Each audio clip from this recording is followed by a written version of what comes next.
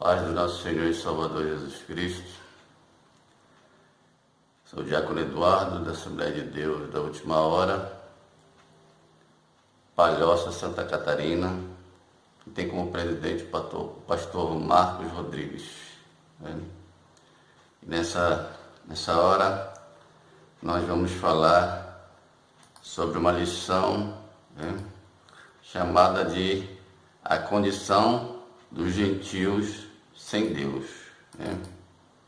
Vamos falar rapidamente sobre isso, que Deus possa nos abençoar grandemente.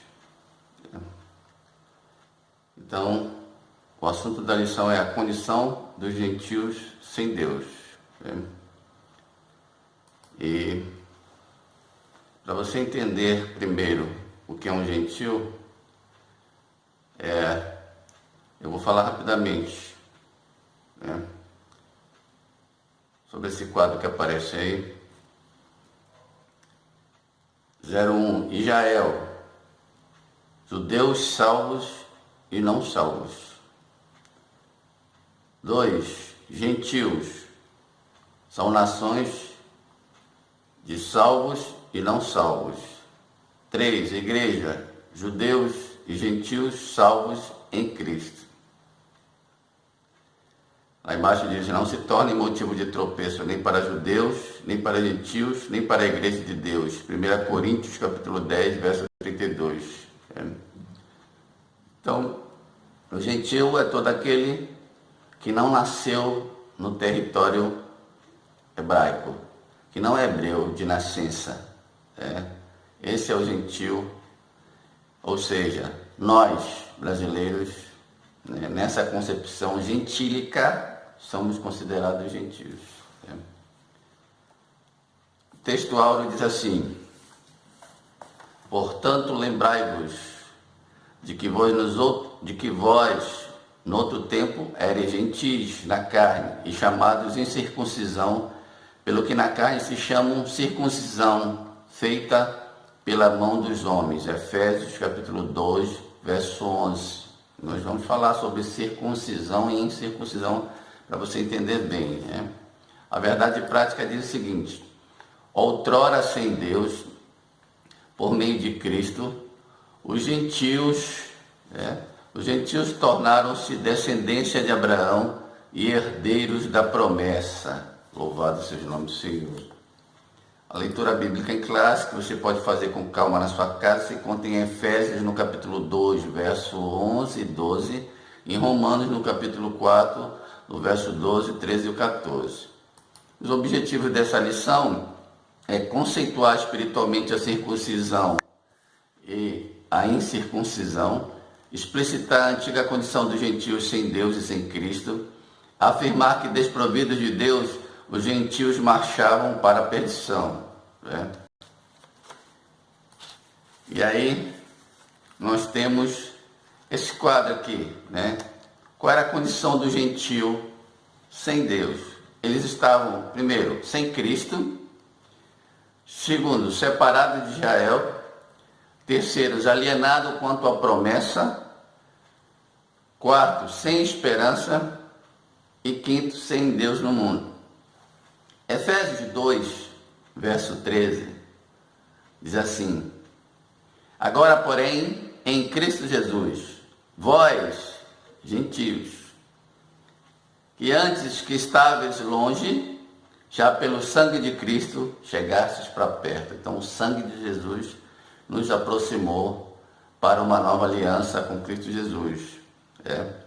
Separados de Israel. E qual a importância disso? Isso implica no quê? Estarmos separados de Israel, os gentios. Isso é benéfico ou não é? Vamos ver na Bíblia. Gênesis 12, verso 3. Diz assim: Deus falando para Abraão: e abençoarei os que te abençoarem, e amaldiçoarei os que te amaldiçoarem, e em ti serão benditas todas as famílias da terra. Então, implica o seguinte, que quem não quem estava separado das alianças de Israel não era considerado um povo bendito, era considerado um povo amaldiçoado. Isso tem uma implicância muito importante, né? Alienados contra a promessa. A palavra alienados, ela tem origem latina, significa se afastar, tornar-se estrangeiro. Tem a ver com os vocábulos alien e alienígena, estrangeiro, né?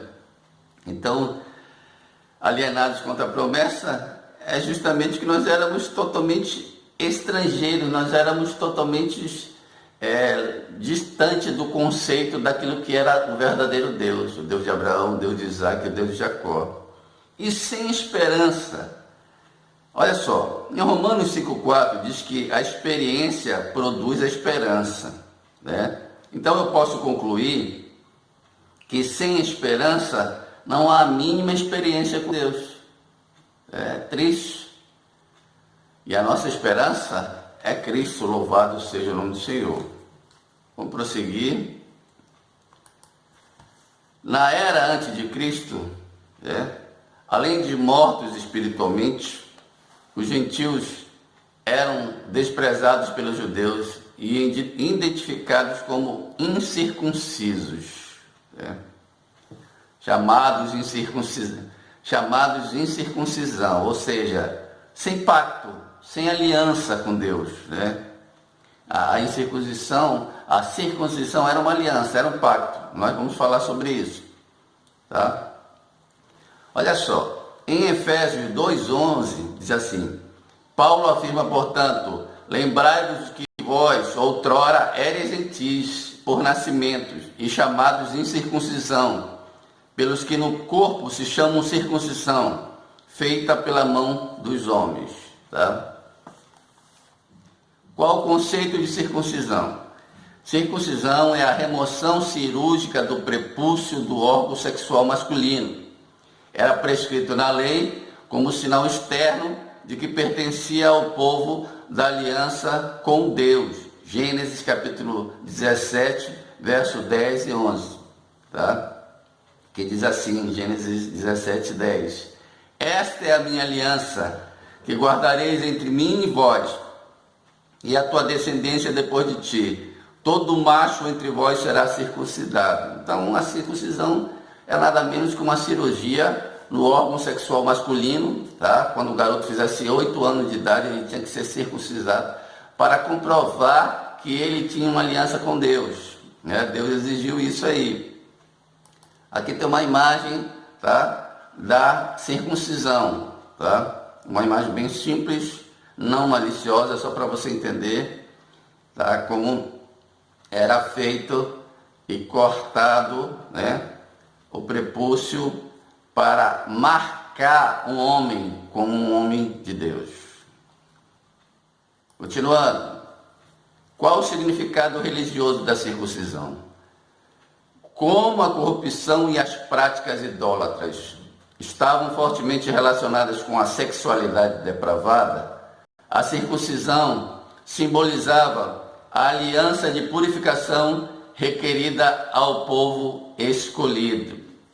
Olha só, de acordo com o dicionário Wycliffe, a circuncisão era um sinal adequado para o povo escolhido de Deus, porque a pureza espiritual e a santidade deveriam caracterizar a sua vida. Como a corrupção do pecado frequentemente se manifesta com força peculiar na vida sexual, Deus exigiu que o seu povo simbolizasse a santificação das suas vidas por meio da purificação do órgão que serve para a reprodução da vida, tá? Então o povo era marcado pela depravação sexual, não só naquela época, como hoje também. E Deus queria marcar o homem justamente naquilo que era o orgulho, o símbolo maior, né, que ele usava para a depravação, que era o seu órgão sexual. Continuando. A circuncisão do coração. A boa nova que o apóstolo Paulo traz é de que a verdadeira circuncisão não se tratava de uma operação externa na carne realizada pelos homens, mas a que foi feita no interior, a que é do coração, cujo louvor não provém dos homens, mas de Deus. Romanos capítulo 2, 29.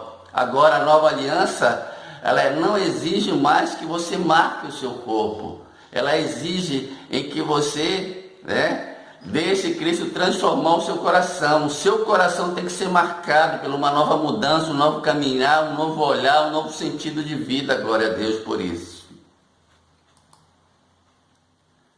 A circuncisão na nova aliança. O assunto da circuncisão gerou discussões acaloradas entre judeus e gentios. Está lá em Gálatas 5, 2 e 13 e Filipenses 3 e 2.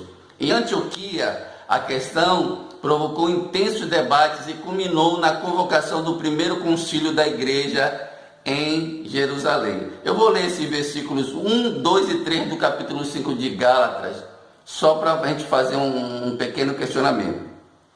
Diz assim: Cristo nos libertou para que sejamos de fato livres. Estais, pois, firmes e não torneis a colocar-vos debaixo do jugo da escravidão. Escutai, eu, Paulo, vos digo que se vos deixar de circuncidar, Cristo de nada vos aproveitará. De novo testifico a todo homem que se deixa circuncidar e estará obrigado a guardar toda a lei. Tá? Então havia uma discussão, na igreja lá de Antioquia entre aqueles que aceitavam Jesus e que as pessoas queriam que ele se circuncidasse. O apóstolo Paulo, ele não queria mais isso, porque a nova aliança exigia uma circuncisão no coração, e que se eles insistissem em se circuncidar, eles teriam que cumprir toda a lei. Nós sabemos que o homem nunca teve a capacidade de cumprir toda a lei.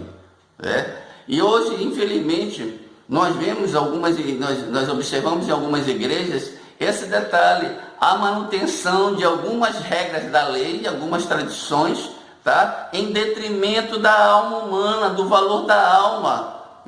Glorificado seja Deus, porque nós somos esclarecidos pelo Espírito Santo e sabemos que Deus quer sim um novo traje, uma nova apresentação física, um novo comportamento ético e moral, mas também Deus quer um coração transformado e sincero na sua presença, em nome de Jesus. Continuando. Tópico do 2, diz assim: estranhos ao conceito da promessa. Ao descrever a história passada dos gentios, o apóstolo traz à memória que naquele tempo, isto é, antes da regeneração, eles viviam imersos, mergulhados no paganismo e, portanto, sem Cristo. Então, o que é o paganismo no conceito bíblico? O pagão era uma pessoa que adorava deuses falsos. As religiões pagãs desviavam o povo para o pecado da idolatria. Normalmente, os pagãos eram pessoas de outros povos que não adoravam o Deus de Israel. Quando os israelitas se desviavam de Deus, eles se viravam para os deuses pagãos. 2 Reis, capítulo 23, verso 5. Mas esses deuses eram falsos, fruto da imaginação das pessoas. Os ídolos eram apenas imagens sem poder. Então, era uma vida totalmente sem Cristo, 2. Separados da comunidade de Israel. No versículo 12, o apóstolo salienta a desvantagem dos gentios não pertencerem à comunidade de Israel. Nós já citamos isso em Gênesis, no capítulo 12, verso 3, que aqueles que não tinham ligação com Israel também não eram abençoados pelo Deus de Israel, o Deus de Isaac, de Abraão e de Jacó. Louvado seja Deus. Eles estavam excluídos não só dos símbolos externos, os gentios que ele está falando, mas também não faziam parte do povo escolhido e, consequentemente, não podiam usufruir dos privilégios da aliança de Abraão. É o que diz em Gênesis 12, 3, vou repetir de novo: e abençoarei aqueles que te abençoarem, e amaldiçoarei os que te amaldiçoarem, e em ti serão benditas todas as famílias da terra. Então, quem não tem uma aliança, quem não tem um pacto com Deus, não pode usufruir dos privilégios dessa aliança com Deus. Então, nós temos que entender isso. Louvado seja o nome do Senhor. Entretanto, o que os gentios precisavam saber era que por meio de Cristo, eles também se tornariam descendência de Abraão, por meio de Jesus Cristo. Gálatas 3:29 diz assim: e se sois de Cristo, então sois descendência de Abraão e herdeiros conforme a promessa. Louvado seja o nome do Senhor para sempre. Agora somos descendentes de Abraão pelo meio do sangue de Jesus Cristo, que nos lavou e nos purificou e nos resgatou e nos transformou em uma nova criatura. Louvado seja Deus. Alienados aos pactos da promessa, uma vez separados da comunidade de Israel, os gentios desconheciam totalmente os vários pactos que Deus estabelecera com os patriarcas israelitas. Esses pactos giravam em torno da grande promessa do advento do Messias. Então, qual era esses pactos? Olha lá, o pacto abrâmico, de Deus feito com Abraão, Gênesis 12, verso 1 até o 3. O pacto mosaico, o pacto de Deus com Moisés, Deuteronômio capítulo 28, verso 1 e 14. E o pacto davídico, 2 Samuel 7, 13 e 16. Não se esqueça que Jesus está na árvore genealógica de Davi. Então esse pacto davídico, ele chega até Jesus Cristo. Louvado seja o nome do Senhor. Os gentios não tinham noção desses pactos e, por conseguinte, estavam alienados de qualquer promessa ou esperança, por causa disso, messiânica. Agora, uma vez regenerados em Cristo, é revelada a grandeza do amor divino. Mateus 8:11 diz assim: mas eu vos digo que muitos virão do Oriente e do Ocidente e assentar-se-ão à mesa com Abraão, Isaque e Jacó no reino dos céus, Então, aleluia, nós estamos caminhando para o caminho certo, que é Jesus Cristo. Desprovidos, nós já estamos no tópico 3, subtópico 1, tópico 3, desprovidos da esperança. A palavra esperança traz a ideia de confiança, e nas Escrituras, o seu principal uso está ligado à confiança nas promessas divinas. Olha só, esperança significa esperar com convicção, esperar com a certeza do resgate divino. Por que nós temos essa convicção? Porque Deus não é homem para que minta, nem filho do homem para que se arrependa. Acaso ele fala e deixa de agir? Acaso promete e deixa de cumprir? É o que diz a sua palavra. Louvado seja o nome do Senhor. Podemos afirmar que os gentios eram desprovidos dessa esperança por causa da parte da filosofia grega, que descartava a possibilidade de uma vida além túmulo. Tem um registro lá em Atos, Os gregos acreditavam que morreu, acabou, Mas olha só, nós temos como a esperança é a âncora para a alma. Os gentios desprovidos dela padeciam de medo e incerteza, claro, não tinham. Romanos 5:4, 5 eu vou ler. A experiência produz esperança, e a esperança não traz confusão, porquanto o amor de Deus está derramado em nossos corações pelo Espírito Santo que nos foi dado. Louvado seja o nome do Senhor, Então não há mais confusão em nossos corações, não há mais medo, porque nós cremos em Jesus Cristo. Sem Deus no mundo. A expressão sem Deus não significa que os gentios não serviam ou não acreditavam numa divindade. Tem registros aí em 1 Coríntios 8:4. Ao contrário, eles eram politeístas, adoravam vários deuses e idólatras, pois acreditavam e adoravam muitos deuses. Mas olha o que Deus diz lá em Isaías 45, na parte A do versículo 5. Isaías 45, 5. Eu sou o Senhor Deus, e não há outro Deus fora de mim. Só existe um Deus,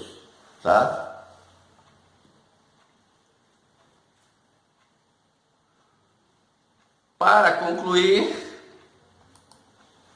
Para concluir, no outro tempo éramos incircuncisos e estávamos excluídos da aliança com Deus, separados de Cristo e de Israel. Vivíamos alienados ao conceito da promessa, desesperançados e longe de Deus, né?